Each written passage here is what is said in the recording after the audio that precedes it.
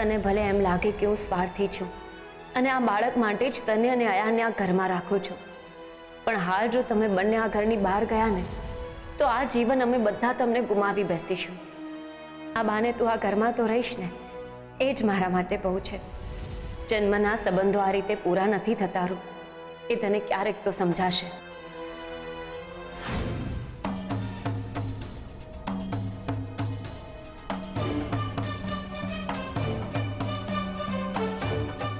હિંમત રાખો અયાન. છે જ હિંમત છે જ અને રાખીશ જ. હું આ ઘરમાં રહીશ ભલે, પણ આ ઘરમાં મારા અને મારી મમ્મી પર થયેલા અન્યાયોને ક્યારેય નહીં ભૂલી શકું, અને તારી પર થયેલા અન્યાયોને પણ. શું વિચારે છે? એ જ કે અંશુ આંટીએ જે કર્યું એ ખોટું કર્યું, એ વાત સાચી છે, પણ એમાં ક્યાંક ને ક્યાંક આપણો પરિવાર પણ જવાબદાર છે. અને અયાન કે જે સાવ નિર્દોષ છે એ જ સૌથી વધારે હેરાન થઈ રહ્યો છે. જે અરીસો લોકોને એનું સાચું પ્રતિબિંબ બતાવે છે એ જો તૂટી જાય ને તો હથિયાર બની જાય છે. એવી જ રીતે અયાનને આપણે સંભાળવો પડશે, નહીં તો એ તૂટીને હથિયાર બની જશે. બની જ ગયો છું. હું પહેલા જેવો નહોતો ને એવો બની જ ગયો છું. હવે આ હથિયારનું માત્ર એક જ કામ છે, મારે મારી માને બચાવવાની છે. હા, બચાવવા જ પડશે, કારણ કે જ્યારે એક સારું માણસ ખરાબ બને છે ને તો એ માત્ર એ માણસની નિષ્ફળતા નથી હોતી, પણ આખી માનવ જાતની નિષ્ફળતા હોય છે. મોટી બાતો મને અંશતઃ પાછા મળી ગયા છે, પણ હવે મારે રૂપ અને અયાનને પાછા મેળવવા છે. રૂપના મનમાં મારા માટે પહેલા જેવો પ્રેમ જગાડવો છે. એવું ક્યારેય નહીં બને.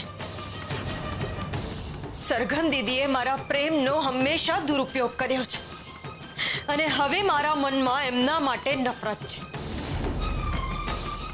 માત્ર અને માત્ર નફરત. હા, નફરત છે, માત્ર નફરત. રૂપ અને આયનના મનમાં માત્ર તારા માટે નહીં, પણ આપણા આખા પરિવાર માટે નફરત છે. પ્રેમમાં બહુ તાકાત હોય છે ધ્વનિ. જોઈએ એ લોકોની નફરત જીતે છે કે પછી મારો પ્રેમ જીતે છે.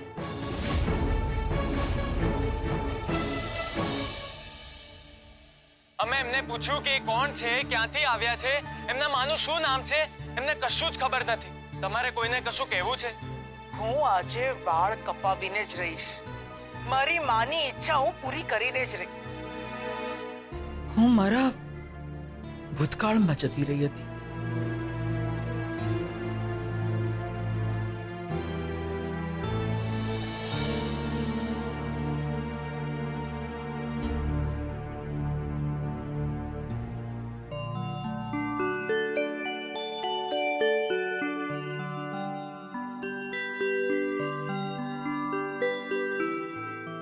તમે? હા,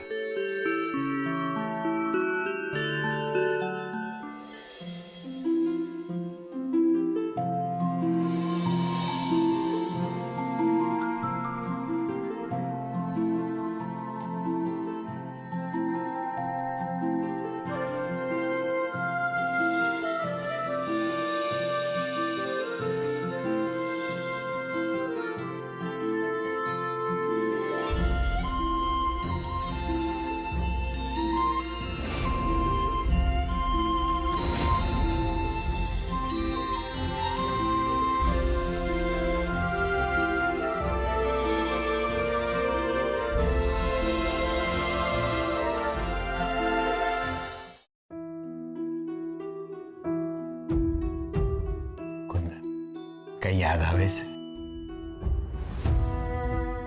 થોડું થોડું. કુંદન, વિરહ એ પ્રેમના પાયાને વધારે મજબૂત બનાવે છે. માણસ માણસને કેટલો પ્રેમ કરે છે એ વિરહની વેદના જ બતાવી શકે. માણસ માણસને ગુમાવી દે ને પછી જ એનું સાચું મૂલ્ય સમજાય છે. ખરેખર કેવો સમય હતો એ. મને વિશ્વાસ નથી આવતો કે મારી સાથે આવું થયું. થઈ શકે કુંદન. જો ભગવાનની સાથે આવું થઈ શકતું હોય તો આપણે તો એક સાધારણ માણસ માત્ર છીએ. પણ મને એ વાતની ખુશી છે કે ભગવાન સમય આવે બધું જ ઠીક કરી દે છે. બધું જ ભૂલાઈ ગયું હતું. પછી શું થયું એ મને ખરેખર કંઈ જ યાદ નથી. આ સાચું તો એ છે કુંદન કે આપણે બંને એકબીજા વગર અધૂરા છીએ. પતિ પત્ની વચ્ચેનો પ્રેમ અને એકબીજા પ્રત્યેનો વિશ્વાસ એટલો મજબૂત હોવો જોઈએ કે ગમે તેવી પરિસ્થિતિ આવે પણ ડગમગે નહીં. સાચી વાત છે તમારી.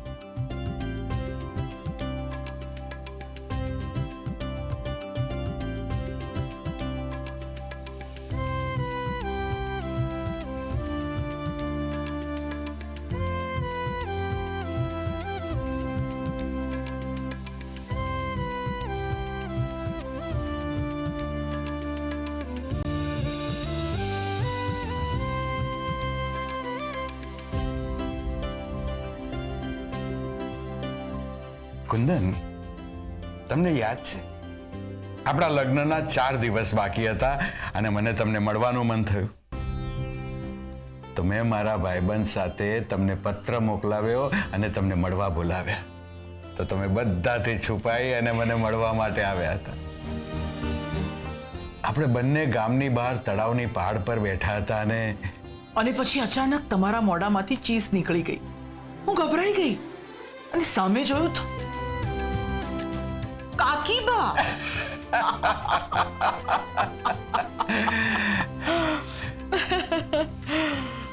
કેટલું બધું બોલ્યા હતા ને કાકીબા તમને.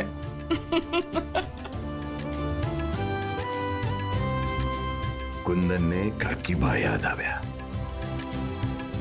આ ઘટના ઘટી ત્યાર પછી એટલી તો ખબર પડી ગઈ કે જીવનમાં જે પળ ખુશીઓની આવે એ પળને ભરપૂર જીવી લેવી જોઈએ. હા કુંદન, સમય ગમે ત્યારે બદલાઈ જાય છે અને સાથે આપણી યાદો પણ. તમારા મોઢા પર સ્મિત આવી ગયું. એ વાતની ખુશી છે કે તમને યાદ આવવા લાગ્યું છે. મને માફ કરી દેજો તમે. મારા લીધે બહુ સહન કર્યું છે તમે. અરે માફી શેની કુંદન? એમાં તમારો કોઈ વાંક નહોતો. જે પણ થયું એ બધું અજાણતા થયું છે. હવે જિંદગીની છેલ્લી ક્ષણ સુધી બસ આ હાથ ના છૂટવો જોઈએ. કુંદન, આપણે બંને જિંદગીના એક એવા વળાંક પરથી પસાર થઈ ચૂક્યા છે કે ભગવાન દુશ્મનને પણ એવો વળાંક ના બતાવે. બે પ્રેમ કરનાર વ્યક્તિ ક્યારેય અલગ ન થવા જોઈએ. એ જ તો કહું છું કે એક વાર તો તમારો હાથ મારાથી છૂટી ગયો છે, પણ હવે નહીં. બસ થોડો સમય આપજો મને આ બધું યાદ કરવા માટે. મેં ક્યારેય તમારો હાથ છોડ્યો નથી અને છોડીશ પણ નહીં. અને રહી વાત સમયની, તો સમય સમય જ છે. બસ હવે ભગવાન જિંદગીના છેલ્લા શ્વાસ સુધી આપણને એકમેકના રાખે. રહીશું, જરૂર રહીશું. તો પછી આજે દિવાળી છે તો દિવાળી મનાવીએ. દિવાળી? હા, રૂપ અને અયાનની પણ આ ઘરમાં પહેલી દિવાળી છે, તો આપણે સાથે મળીને મનાવીએ. ચાલો. ચાલ. એક મિનિટ, શું થયું? મારે કામ છે. કુંદન,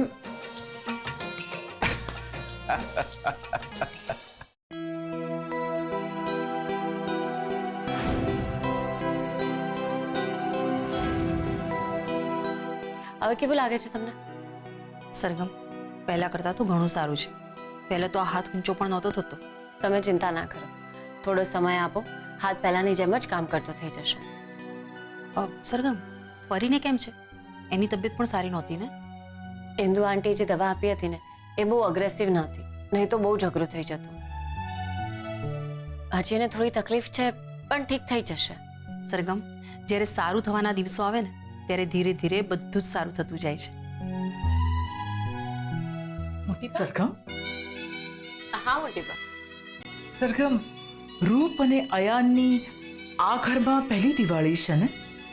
હા, તો ઘરમાં વહુની જો પહેલી દિવાળી હોય તો આપણે શું કરીએ છીએ?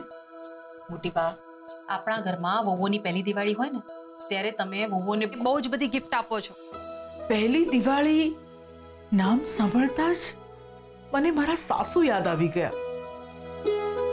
એમણે મને પહેલી દિવાળીએ આ પાટલા આપ્યા હતા. મોટી બા, તમે મને પહેલી દિવાળીમાં આ આપ્યું હતું, યાદ છે ને?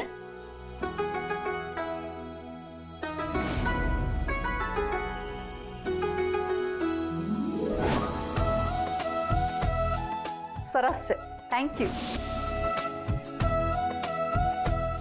તો હું એમ કહેતી હતી કે જો આ દિવાળીએ આપણે રૂપને સોનાના પાટલા આપીએ તો? હા, તમે લઈ આવું, આપી દઈશ. ઠીક છે.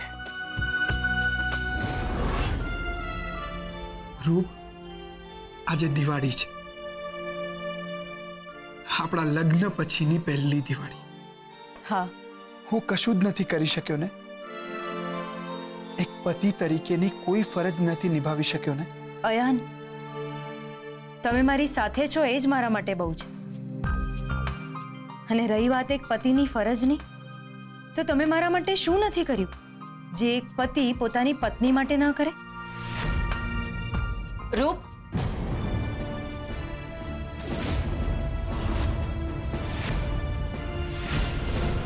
તારી આ ઘરમાં પહેલી દિવાળી છે ને, અને મોટી બા અને આ ઘરનો નિયમ છે કે ઘરની વહુઓને દિવાળીમાં ગિફ્ટ આપે છે.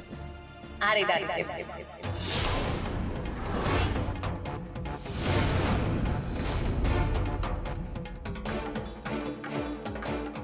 નથી જોઈતી મારે કોઈ ગિફ્ટ.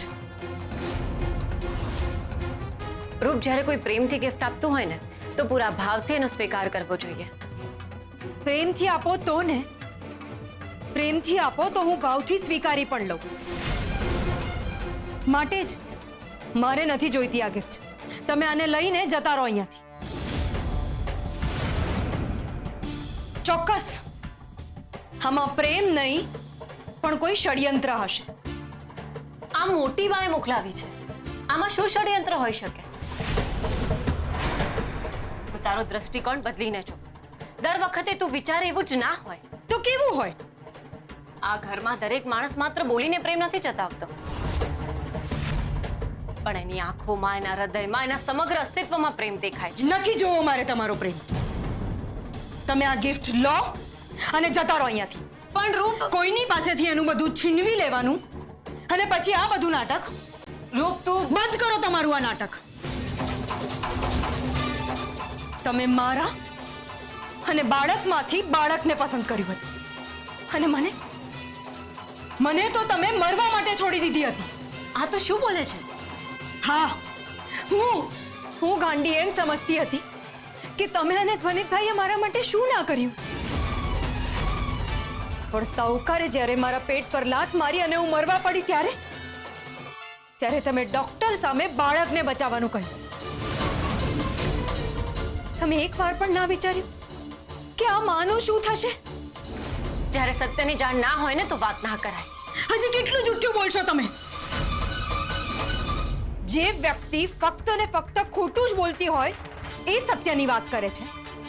ના, મેં એવું કહ્યું જ નથી કે બાળકને બચાવો. મેં તો કહ્યું હતું કે હાથ જોડું છું તમને. મારે હવે કશું નથી સાંભળવું. બીજું એક અસત્ય હું સહન નહીં કરી શકું.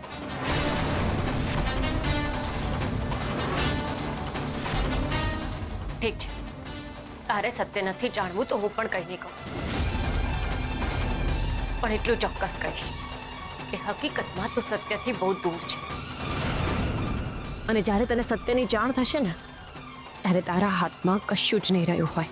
કહ્યું ને મેં કે મારે કંઈ જ નથી સાંભળવું. હવે આ લઈને જાવ અહીંયાથી.